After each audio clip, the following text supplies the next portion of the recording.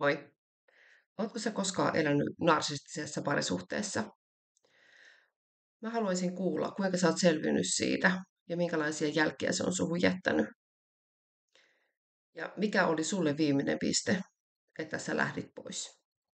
Tämä on ote mun tulevasta kirjasta ja mä haluaisin jakaa sen sun kanssa. Aluksi kaikki tuntui unelmalta, mutta suhde paljastui pian painajaiseksi.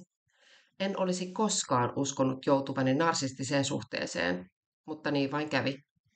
Alussa hän palvoi maata jalkojen alla, mutta kaikki muuttui heti, kun olin asettunut hänen kotiinsa. Hän mursi itsetuntoni, eristi minut läheisistäni ja sai minut uskomaan, että kaikki oli minun syytäni. Näen peilin kautta, kuinka nyrkki lävistää oven. Aika pysähtyy hetkeksi ja käteni, joka levitti juuri ripsiväriä, jähmettyy paikalleen. Mitä helvettiä täällä tapahtuu? Ääni kaikuu ympärilläni. Kun vain osaisit käyttäytyä. Tämä on sinun syytäsi. Sinä maksat tämän oven. Häh? Olin vain lähdössä ystävieni kanssa ulos.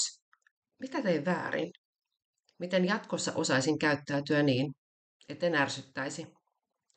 Oven lisäksi säröjä tuli muuallekin. Minun sieluuni.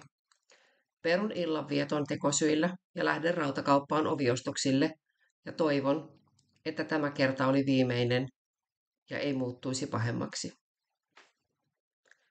Minkälaisia ajatuksia tämä sussa herättää?